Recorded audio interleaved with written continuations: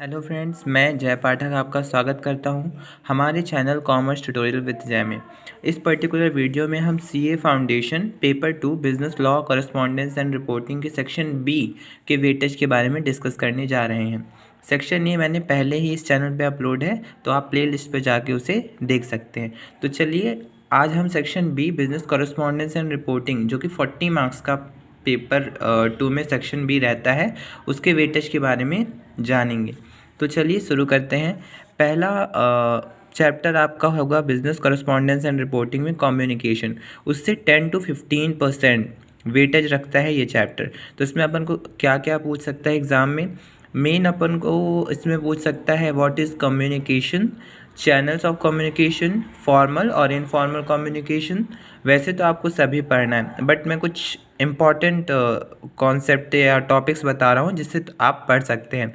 और effectiveness of communications और barriers of communication, इसके बेसिस पे आपसे theoretical question section B paper 2 में पूछे जाते हैं इस चैप्टर पे, जिसका वेटेज 10 to 15% दिया हुआ है। आगे चलते हैं सेकेंड और थर्ड चैप्टर। सेकेंड चैप्टर में आपको सेंटेंस टाइप एंड वोकैबुलरी के बारे में बताया गया है। Sentence type means active, passive, direct, indirect sentence, यानी कि ग्रामर ज़्यादातर। और वोकैबुलरी, इसको तो आपको मतलब कि एक दिन में पढ़ के तो आप वोकैबुलरी इन्हेंस नहीं कर सकते। इसके लिए आपको रेगुलर प्रैक्टिस, रेगुलर रिपोर्ट्स वगैरह पढ़ने की नीड होगी।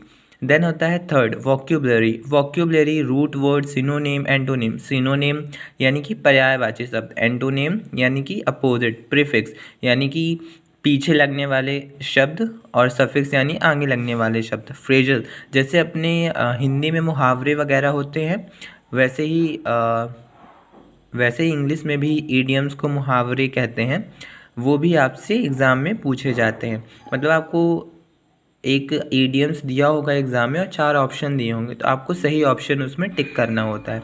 तो सेकेंड और थर्ड चैप्टर का वेटेज आपका 20 to 30% है। आगे चलते हैं फोर्थ और fifth chapter, comprehension passage and note making.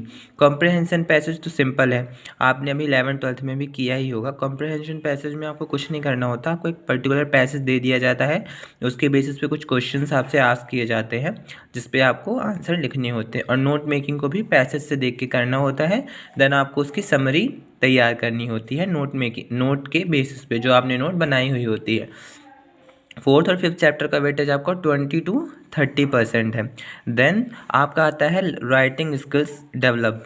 इसमें आपके टोटल 6 चैप्टर आपका जो इंट्रोडक्शन टू बेसिक राइटिंग, आपको राइटिंग्स के बारे में बताया जाता है कि आपको कंटेंट कैसे माइंड में सेट करना है। जैसे मान के चलिए मैंने एक टॉपिक लिया कोविड-19, तो कोविड-19 क्या है, इसके क्या इफ़ेक्ट हुए, ये सब मतलब कि आप माइंड में कैसे लॉजिकली उस कंटेंट को आप लिखने वाले हैं, उसके पहले आप माइंड में उसे एक स्टेप बाय स्टेप टॉपिक को रखेंगे, देन आप उसको लिखना शुरू करेंगे। देन 7 चैप्टर आपका प्रेसी writing, 8 chapter article writing, 250 words में एग्ज़ाम में ये आता है। देन आपका रिपोर्ट राइटिंग।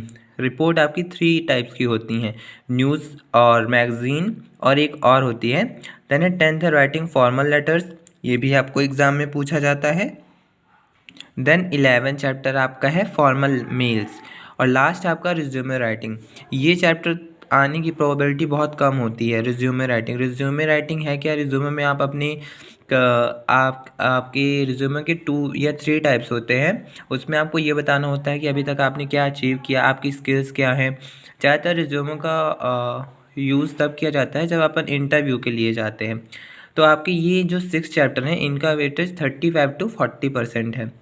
इसी के साथ हमारा ये वीडियो यहीं पे ख़त्म होता है।